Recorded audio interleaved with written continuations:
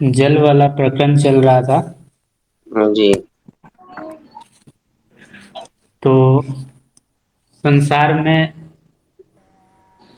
हर जगह जल ही जल है। 70% जी। हिस्सा संसार का जल है। जी। 3/4 जो है जल है, पानी। तो जी। सब संसार जो है जल के बिना तो नहीं चल सकता। जल बहुत ही जी। महत्वपूर्ण है। और इतने अंशों में जल उपलब्ध है हमारे, मतलब जल आसपास ही है। तो उसके बारे में हमें अच्छे से जानकारी होना जरूरी है।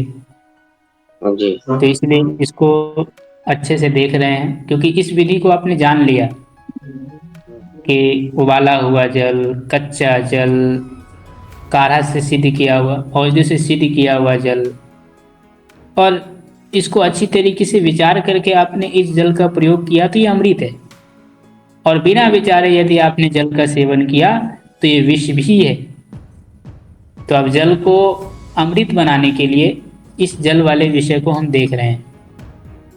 और अगर जल के विषय में जानकारी नहीं होगी और विधि पूर्वक प्रयोग करेंगे तो वही जल जो अमृत है वो विष हो जाएगा। जी।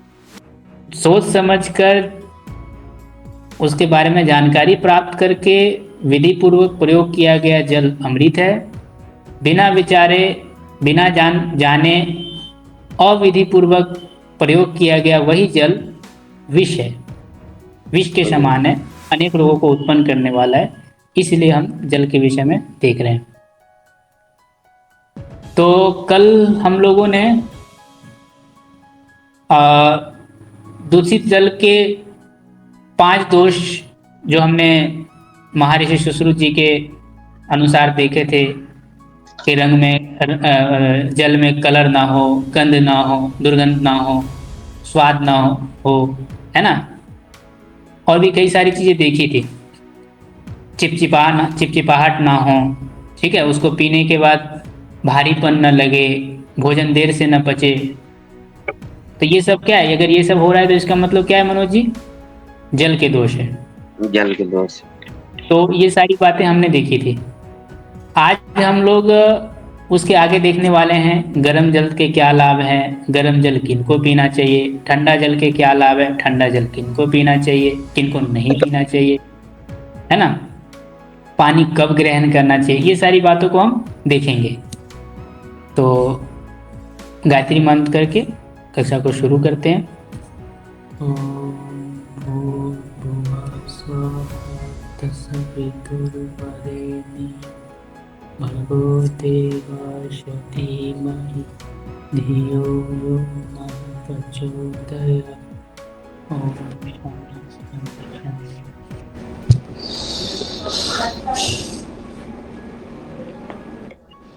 तो कल हम लोगों ने कहाँ तक देखा था, याद है आप लोगों को? एक जी वो गंगा जल और समुद्र जल भी कवर करेंगे। हाँ, अभी जल वाला ये पहले कंप्लीट कर लेने दीजिए। ठीक है। बीच में फिर वो गैप हो जाएगा। इसको कंप्लीट करके फिर लास्ट में वो गंगा और समुद्र वाला क्लियर कर देंगे, ठीक है। ठीक है जी। वो कल हम लोगों ने ठंडा जल, ये क्या बोलते हैं आपका, जल के दोष ये देखे थे। जी। और जल को शुद्ध करने की विधि देखी थी। और गंध दोष है तो उसको सुगंध करने के बारे में जाना था। दूषित जल के सेवन करने से क्या हानि होती है ये भी हम लोगों ने देख लिया था। जी। और वस्त्र से छानने तक हमने देख लिया था, ठीक है। और जल को ठंडा कैसे करना ये भी हमने देखा था। तो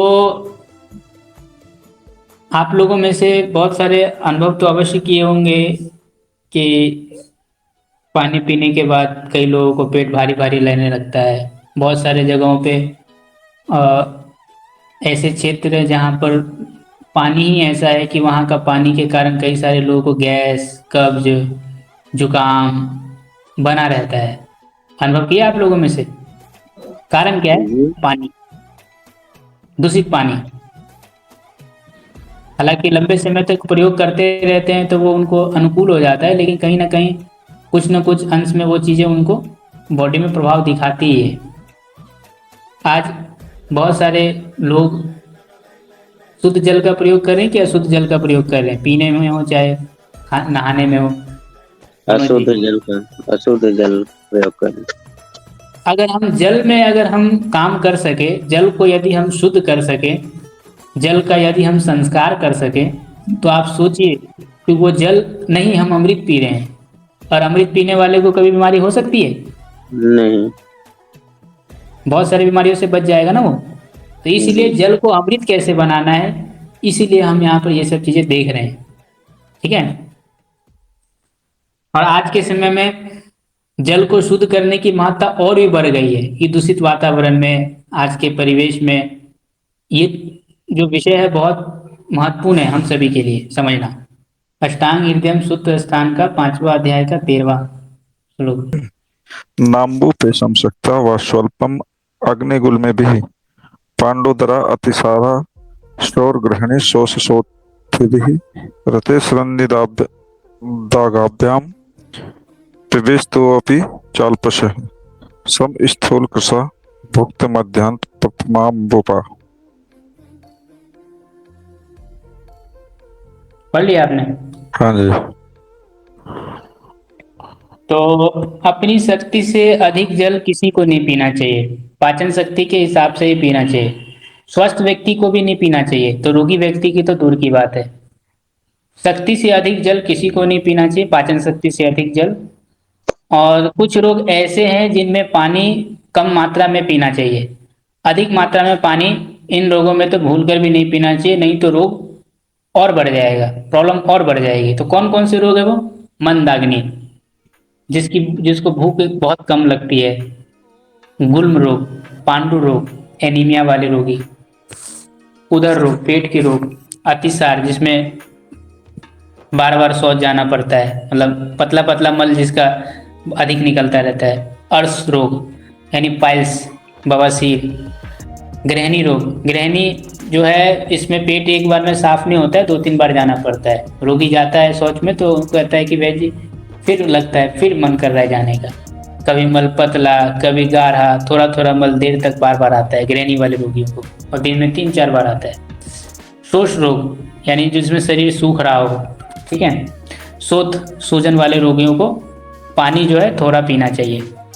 और इसको थोड़ा इसको विस्तार से अष्टांग संग्रह में और अधिक स्पष्ट किया हुआ है, तो वो भी हम देख लेते हैं। तो मैंने भेजा हुआ है, इसको आप पढ़िए जी। इसी बात को और स्पष्ट किया हुआ और खोला हुआ है जी। तो दोष अनवस्थितो दोषाग्रव्यः अध्यक्षं बलस्य च सुनिदागाभ्याम पिबेस्तोऽपि चाल्पशः। तो यहाँ पर ये कहना चाह रहे हैं कि जिन पुरुषों का दोष और अग्नि विषम है, कभी भूख कम लगता है, कभी ज़्यादा लगता है, विषम अग्नि है, रोग के कारण, जो किसी रोग के कारण वो कमज़ोर हो गया है, तो उनको थोड़ा भी बिना उबाला हुआ पानी नहीं पीना है। क्यों? क्योंकि बिना उबाला हुआ पानी, कच्चा पानी पचने में भारी होता है थोड़ा, ठीक है, क्योंकि पचने में भारी होता है बिना उबाला हुआ पानी। क्योंकि कच्चा जल जो है, ऐसे ये रोगी, ये जो रोगी बताए गए, ये लोग अगर कच्चा जल पिएंगे तो इनको तीनों दोषों को कुपित करेगा, ठीक है। और जो मंद अग्नि वाले रोगी हैं, जिनकी अग्नि मंद है, तो अग्नि मंद पहले से ही है, अग्नि कम है, और वो अग्नि जल क्या करता है? अग्नि को बुझाता है या बढ़ाता है प्रहलाद जी? बुझाता है। मतलब कहने का मतलब है अग्नि का प्रतिपक्षी है ना, विपक्ष है ना। अग्नि का विपक्ष क्या है? जल है ना, शीतल जल। तो अग्नि का प्रतिपक्षी होने से शीतल जल यहाँ पे मंदाग्नि वाले को त्यागना है, तो उबाल करके पीना होता है। अब यहाँ पर कुछ रोग ऐसे हैं जिनको कम पानी पीना चाहिए, तो अभिष्यंद, प्लीहा रोग, विद्रदी, प्लीहा तिल्ली वाली, लीवर के रोगी को भी यहाँ पर ये बात ध्यान रखनी है, लीवर के रोगी, ठीक है। उसके बाद विदरदी, गुल्म रोगी, एनीमा, पेट के रोगी, एनीमिया सॉरी, पांडु रोगी, उदर रोगी, बवासीर, डायरिया, गृहिणी रोग, शोष और सोफ, इन रोगियों को पानी कम पीना है अथवा औषधियों से सिद्ध किया हुआ जल पीना है। उदाहरण के तौर पर बवासीर वाले रोगियों को धनिया और सौंठ का पानी पीने की बात है। ऐसे जो रोग आएंगे ना, जैसे डायरिया वाले, अतिसार रोग में वहां पे पानी जो बताया है, गृहिणी रोग में जो पीने की पानी बताया, तो वो औषधियों से सिद्ध किया हुआ पानी जो बताया वो वाला पानी हम पी सकते हैं। जैसे उदाहरण के तौर पर बवासीर वाले रोगियों को महर्षि चरक जी ने धनिया और सौंठ का पानी बताया है। तो धनिया सौंठ कितना ले लेंगे? 10 ग्राम धनिया ले लिया, 10 ग्राम सौंठ ले लिया। अब 10 ग्राम धनिया और सौंठ को 3 लीटर पानी में उबालना होता है। 3 लीटर पानी जब आधा बच जाए उसको छान के रख लीजिए। अब ये पानी ज्यादा नहीं पीना है एक बार में, थोड़ा थोड़ा करके प्यास के हिसाब से, भोजन के बीच में, है ना, जब भी प्यास लगे वो पीना है। ये नहीं कह रहे कि बिल्कुल नहीं पीना है। पानी तो सब प्राणियों का प्राण है, उसके बगैर तो किसी का जीवन नहीं चलता, चाहे रोगी हो चाहे स्वस्थ हो। आप समझ रहे कि नहीं?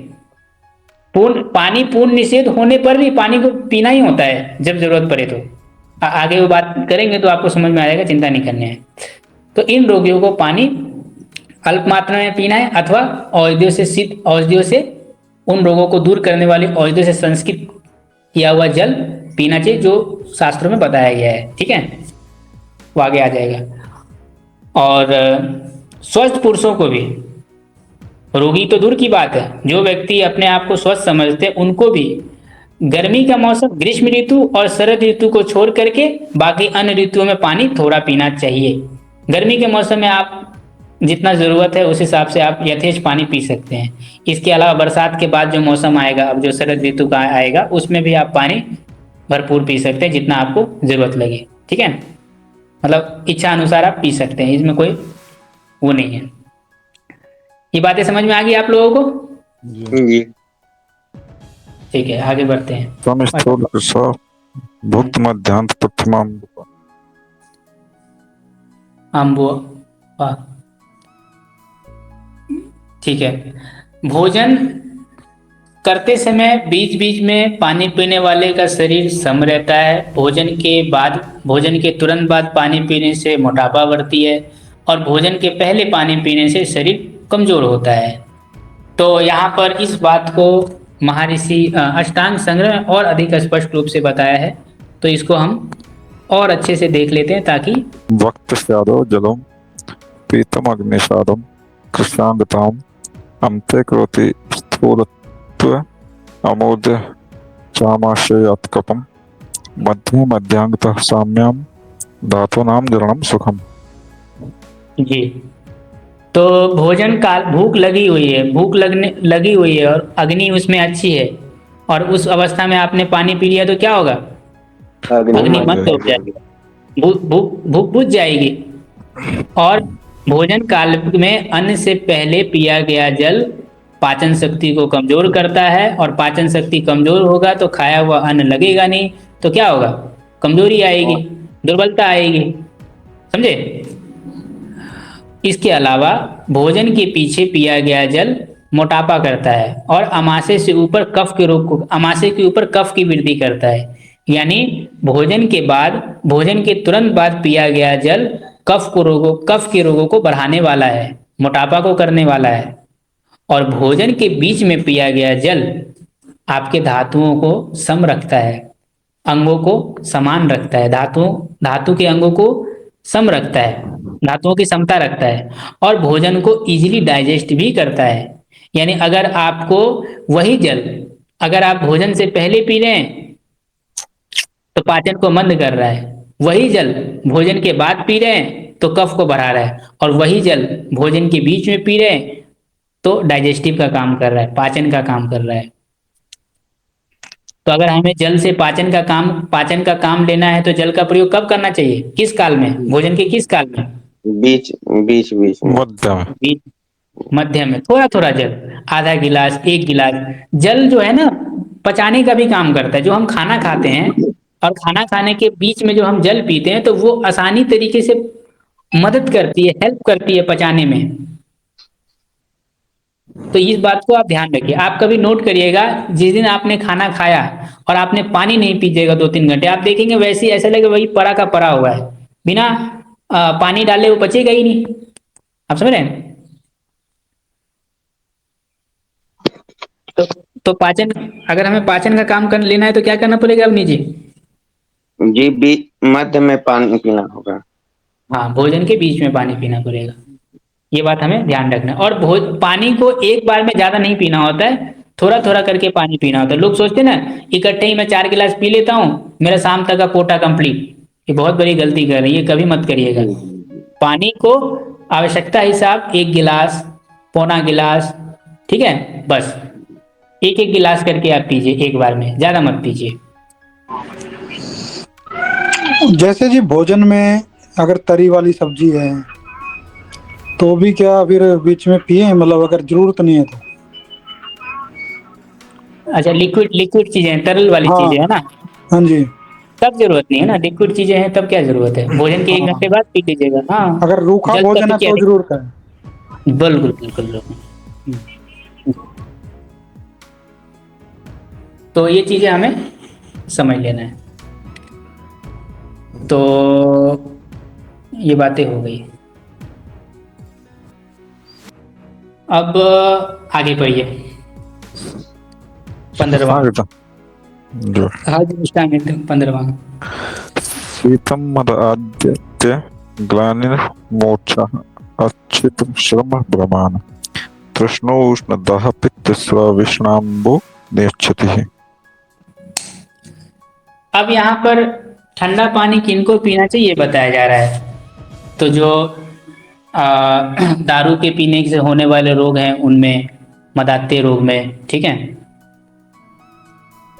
1 मिनट, मदपान जनित रोगों में, इसके अलावा जिसका हर्ष है, गलानी हो गया है, बेहोशी में, उल्टी में, थकावट में, चक्कर जिसको आ रहे हैं, जिसको प्यास खूब लगती है, तृष्णा रोगों में जिसको प्यास बार बार लगती है, गर्मी के मौसम में, है ना, ग्रीष्म ऋतु में, जलन में, एसिडिटी में, रक्तज रोगों में, विष रोगों में, इन रोगों में पानी जो है शीतल पीना चाहिए।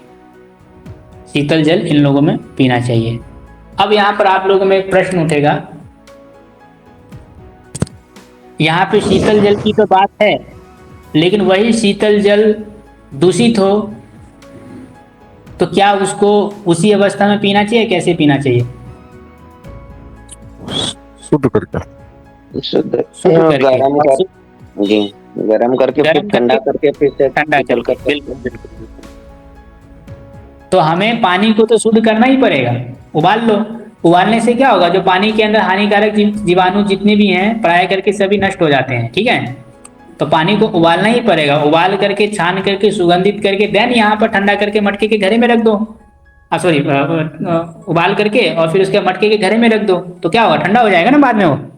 जी तो वो शीतल जल आप पियेंगे तो ये लाभ होगा। अब ये तब है, मान लीजिए जब आप जिस एरिया में रहते हैं वहां का पानी एकदम शुद्ध है, झरने का पानी है, कुएं का पानी है, ठीक है, या अंतरिक्ष जल है, वो शीतल है, शुद्ध है, जो जो जल के दोष बताए हैं उन जल के दोषों से रहित अगर आपका जल है, और अब आपको ये रोग है और पीना है, तो ये शीतल जल पियेंगे तो आपको लाभ होगा। लेकिन दूषित जल है और आप शीतल जल मान करके उसको पीना चाह रहे हैं, तो शीतल जल के जो लाभ है वो ठीक है, वो आपको दिखेंगे, दिख सकते हैं, लेकिन वो दूषित जल के जो दोष है वो भी तो आपके अंदर आ जाएंगे ना। पहला जी अवनी जी, जी जी ये बातें समझ में आ गई आप लोगों को? जी जी। तो इन रोगों में दूषित शीतल जल हमें पीना चाहिए, शीतल जल लाभकारी है। और दूषित है क्योंकि जल आज दूषित हो गया है मान के चलते हैं, तो हमें क्या करना होगा, पानी को विधि पूर्वक उबाल करके या चूना फिटकरी से उसको क्या बोलते हैं शुद्ध करके, और फिर हमें उसको मिट्टी के घड़े में डाल करके और उसके बाद हमें प्रयोग करना है ठंडा करने के बाद। ये बात समझ में आ गई? जी उबाल कर ठंडा किया हुआ जल आप ले सकते हैं। ये इसी बात को महर्षि सुश्रुत जी ने बताया है, आप देख लीजिए, मैं भेज देता हूं।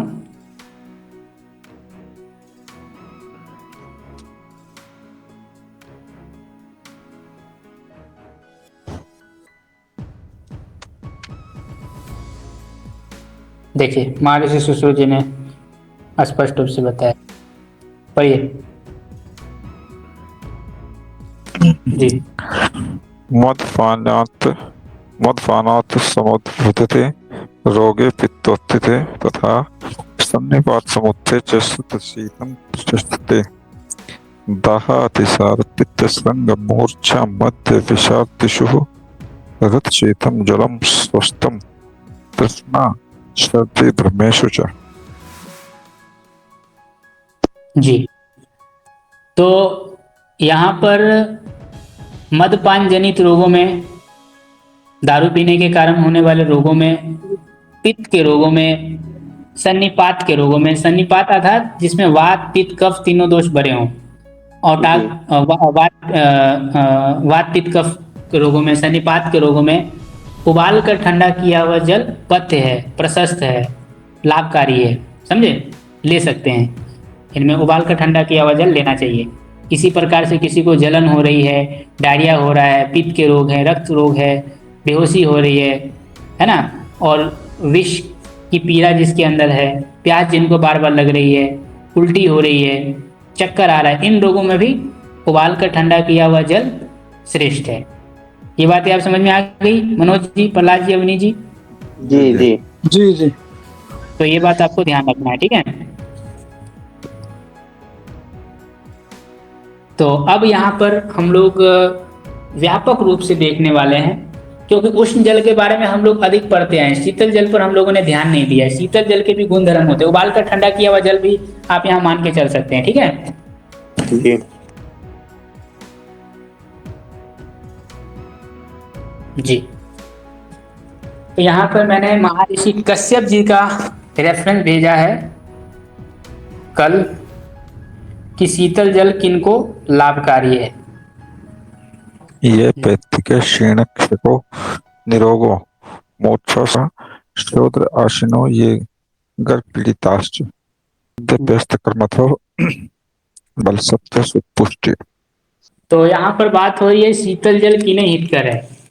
अगर शीतल जल शुद्ध है तो शीतल जल स्वरूप में ही यूज करना है, अथवा उबाल कर ठंडा किया हुआ पी सकते हैं ना, शीत जल भी आप यहाँ पे ले सकते हैं बात, ठीक है। जैसा कि पीछे हमने महर्षि सुश्रुत जी का देखा था कि उबाल कर ठंडा किया हुआ जल इन लोगों में लाभकारी है। तो यहाँ पर आप देखने वाले हैं किन्हें शीतल जल लाभकारी है, जो पित्त प्रकृति के हैं, जिनकी प्रकृति पित्त वाली है, जिनके शरीर में कफ की कमी है। अब मान लीजिए कफ पहले से ही कम है और आप गर्म जल पिला रहे हैं, क्या होगा उसका मनोज जी? कफ और कम होता जाएगा और शरीर कमजोर हो जाएगा, दुबला पतला और हो जाएगा। जो स्वस्थ हैं, और आज के हिसाब से देखा जाए तो स्वस्थ कोई भी नहीं है, जी किसी को कुछ ना कुछ बीमारी है ही।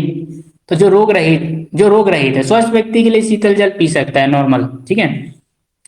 जो मूर्छा, जिसको बेहोशी आती हो, जो थकान हो, जो पैदल यात्रा करने के कारण थक गया हो, बहुत पैदल चला और आप उसको गर्म जल पिला रहे हैं, तो क्या होगा, परेशानी होगी, समझे। जी जो दारू रोज पीता हो और मद के सेवन से, जिसके दारू पीने की वजह से जिसको आंखों की रोशनी कमजोर हो गई हो, ठीक है, दारू पी रहा है और उसकी आंख में प्रॉब्लम आ गई है, तब भी उसको शीतल जल नहीं पीना है, आंख की रोशनी छीन हो गई हो। जो थूकने पर, जिसको सूखा थूक निकलता हो, मतलब थूकने पर जिसको सूखा कफ निकलता हो, और जिस स्त्री को प्रसव जो है कष्ट से होता हो, जिसको प्यास लगी हो, ठीक है, प्यास लगी हो, तो उस अवस्था में उबाल कर ठंडा किया हुआ जल अच्छा रहेगा, ठीक है, गर्म जल नहीं देना उसमें। जिस व्यक्ति की इंद्रियां छीन हो गई हो, जो मदाते रोग से पीड़ित हो, जो कम भोजन करता हो, जो खाना कम खाता हो, तब भी उसको हमें गर्म जल नहीं देना है, गर्म करके ठंडा किया हुआ जल दे सकते हैं, ठीक है। जो दग्ध हो, जो जल गया हो, जो विषर्प रोग हो, जिसको जो विदा हो, खांसी में, कोप में, जो मद से पीड़ित है, और जो सुपारी का सेवन रोज करता हो, ठीक है, जो मदन फल के सेवन से जो मूड हो गया हो, जो कुचला और भिलावा के प्रभाव, जो कुचला का सेवन रोज कर, कुचले वाली दवाइयां जो रोज यूज कर रहा हो, कुचले में बना हुआ, या जो भिलावा भिलावा का सेवन जो रोज कर रहा हो, या भिलावा वाली औषधि ले रहा हो, ठीक है, जो रोज शहद लेता हो, ये बहुत इंपॉर्टेंट बात, जो लोग रोज शहद का सेवन करते उन्हें भी गर्म जल नहीं लेना है, उबाल कर ठंडा किया हुआ जल ले सकते हैं, ठीक है। जो मधु का नित्य सेवन करते हो, जो गढ़ से पीड़ित हो, जो दारू रोज पीते हो, ठीक है, जो दूध का सेवन रोज करते हो, उन्हें भी गर्म जल नहीं लेना है।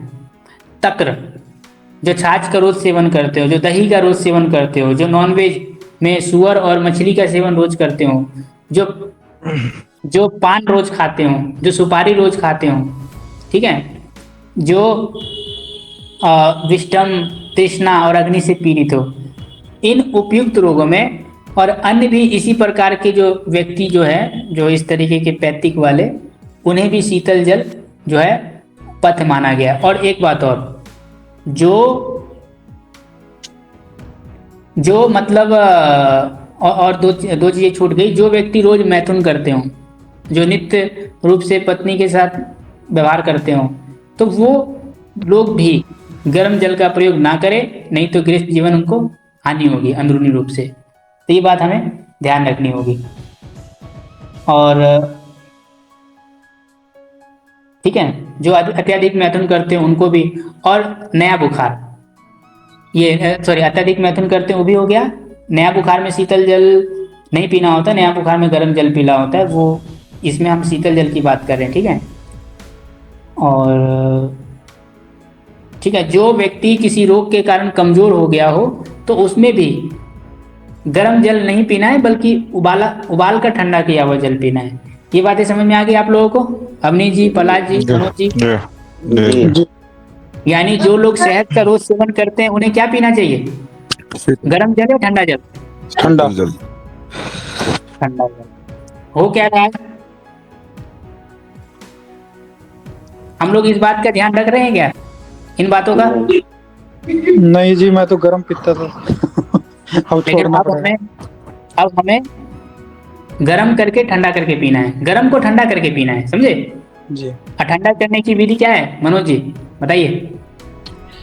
ठंडा जैसे एक तो अपना लकड़ी घुमा दो अगर है तो, और गीला कपड़ा से कवर कर दो, और बड़े पात्र में रख दो, या हवा, पंखे की हवा हो गई, पंखे की हवा में या रख दो, ऐसे ही छोड़ दो तो अपने आप भी ठंडा हो या जाएगा। पानी, किसी ठंडे पानी के पात्र में उसको रख दो। जी जी, काफी तरीके हैं। बहुत बढ़िया। इनमें जो सरल सुलभ लगे, इजी टू डू हो, वो आप कर सकते हैं, कोई दिक्कत नहीं है। तो आज ये चीज नई और इंटरेस्टिंग लगी आपको अवनी जी? जी जी अच्छा लगा। कि काश्यप जी का ये था, तो ये चीजें हम लोगों को याद रखनी पड़ेगी। अगर हम देखिए, इन सब बातों में असावधानी होने के कारण ही हमें यथेष्ट लाभ नहीं हो पाता, जो लाभ चाहिए हमें, अच्छा लाभ चाहिए, विधि पूर्वक लाभ चाहिए, तो इन बातों को ध्यान रखना पड़ेगा, तभी हम जल्द से वो लाभ ले पाएंगे, समझे? जी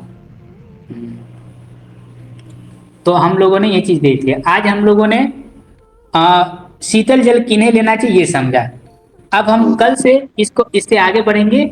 उष्ण जल किन को लेना चाहिए, किन रोगों में लेना चाहिए, पानी को कितना उबालना चाहिए, अगर हमें मोटापे को कम करना है या वात रोगों में लाभ चाहिए, तो क्या क्या हमें कैसे लेना पड़े, ये बातें हम जानेंगे। तो आज हम लोगों ने शीतल जल के लाभ और शीतल जल किनको सेवन करना चाहिए ये जाना। भोजन के कब पानी पीना चाहिए, बीच में, पहले या बाद में, ये भी जाना, ठीक है। और किन लोगों में पानी कम पीना चाहिए ये भी जाना, है ना। किन लोगों में पानी कच्चा नहीं पीना चाहिए ये भी हम लोगों ने समझ लिया। तो ये बातें आप समझ लीजिएगा। शीतल जल हो रहा है तो शीतल जल शुद्ध होना चाहिए, तब अशुद्ध है तो नहीं, अशुद्ध है तो उबालना होगा, शुद्ध करना पड़ेगा। ये बात समझ में आ गई आप लोगों को? जी जी जी चलिए, तो अब हम लोग शांति पाठ करके कक्षा को विराम देते हैं। ओ